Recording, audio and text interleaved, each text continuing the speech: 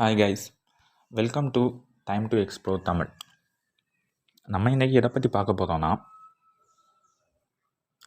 ஜனவரி 1, 2024 எல்லாருமே சந்தோஷமாக கொண்டாடிக்கிட்டு இருக்கோம். அப்போ ஒரு new year, new start, fresh and enjoyment நம்ம இப்போ என்ஜாய் பண்ண போகிறோம். அப்போது எதுக்காக இந்த ஜனவரி 1 நம்ம நியூ இயராக கொண்டாடுறோம், யார் இந்த ஜனவரி 1 தான் நியூ இயர்னு சொன்னது, அதை தான் பார்க்க போகிறோம். வாங்க வீடியோக்குள்ளே போகலாம். அது ஸ்டார்டிங் பேஸ் ஆஃப் பீரியடில், அதாவது கிமு 8ஆம் நூற்றாண்டுலேயே ரோம் சாம்ராஜ்யத்தில் கேலண்டர்லாம் இருந்திருக்கு. அப்போ அதில் ஜனவரி, பிப்ரவரி இல்லாமல் மார்ச்லேருந்து தொடங்கிய மாதிரி ஒரு 365 days இருந்து. அதாவது அவங்க எதை கணக்கூட்டி பண்ணாங்கன்னா, 3வது ரெவல்யூஷன். அதாவது நம்ம டேட்ஸ் எல்லாமே சண்டேயை சுற்றி வரும். அதாவது சன்னை நம்ம எப்படி ரிவால்வ் ஆகுது, ரொட்டேட் ஆகுறதோ அதை பொறுத்து நம்ம டேட் அண்ட் டைம் மாறும்.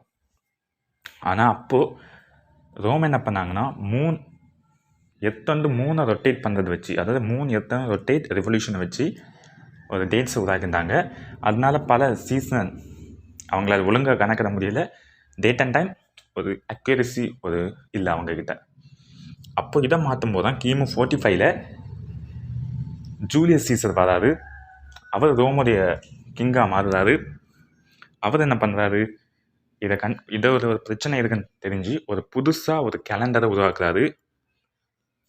அதற்காக சோஸ்டி ஜென்லின்னு ஒரு வானவியல் ஆலோசனையாளரை அவர் ஹெல்ப்பு வைக்கிறாரு. அவங்க ரோம் பண்ண, அதாவது எகிப்து ரோம் பண்ணுற அதே தப்பு பண்ணாமல் இந்த வட்டம் ஃபஸ்ட் டைமாக சன் ரொட்டேஷன் ஆகிறத வச்சு ஒரு கேலண்டரை உருவாக்காங்க. அதுக்கப்புறம் இதில் இவங்களுக்கு அடிஷ்னலாக அந்த டேட்ஸ் அவங்க ஆட் பண்ணது ஜேர்னஸ் என்கிற ஒரு கடவுள், ரோமரோட கடவுள் ஜேர்னஸ், அவருக்கு ஒரு மகிமை கொடுக்குற மாதிரி என்ன பண்ணியிருக்காங்க, ஜனவரின்னு ஃபஸ்ட்டு மந்தை ஸ்டார்ட் பண்ணி ஜனவரி 1 நியூ இயர் கொண்டாட ஆரம்பிச்சிருக்காங்க. அதாவது ஜேர்னஸ்ன்ற ஒரு கடவுள், அவங்கள பொறுத்தவரை அவருக்கு 2 ஃபேஸ் இருக்குது. அதாவது 2 முகம், ஒன்று பாஸ்டையும் பார்க்கும், இன்னொரு முகம் ஃப்யூச்சரை பிரதிபலிக்கும். ஆனால் இந்த ஜூலியஸ் சீசர் கிரியேட் பண்ணதில் பர்ஃபெக்டாக இல்லை. அதாவது அவர் பண்ணதுலேயும் சின்ன சின்ன தப்புகள், குறைகள் இருந்து அப்போ தான் போப்பாண்டவர் 13ஆம் கிரெகோரி அவர் நிறைய ஒரு கொஞ்சம் ஆலோசகரை வச்சு, வானவியல் ஆலோசகர்லாம் வச்சு அவர் அந்த குறையை சீர்திருத்த பார்க்குறாரு. அவங்க அப்படி ஒரு ரெவல்யூஷன் பண்ணும்போது, அதுவும் அந்த கேலண்டரில் அவங்க ரெவல்யூஷன் பண்ண பார்க்குறாங்க. அப்போ அவங்க பண்ணும்போது தான் அந்த ஜூலியஸ் சீசர் என்ன தப்பு, அதாவது ஜூலியஸ் சீசர் கேலண்டரில் என்ன பிரச்சனை இருந்தோ, அது என்ன பிரச்சனை, லீப் இயர். அதாவது இப்போ 364 வருஷத்துக்கு ஒருக்கா நமக்கு 366 நாள்.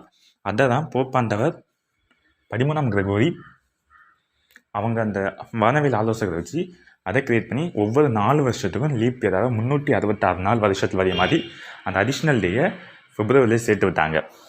இதுதான் கைஸ் கேலண்டர் உருவான விதம். அதாவது நம்ம ஜனவரி 1, அதுக்கப்புறம் எல்லாரும் உடனடியாக ஜனவரி 1 நியூ இயர்னு கொண்டாட ஒட்டுகள். ஏதாவது ஒரு ரெவல்யூஷன் இப்போ உண்டாச்சுன்னா யாருமே சீக்கிரம் அதை ஏற்றுக்கொள்ள மாட்டாங்க.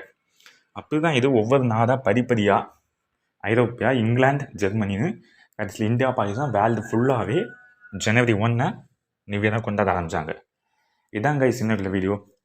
Stay tune guys. மறக்காமல் நம்ம சேனலை சப்ஸ்கிரைப் பண்ணுங்கள்.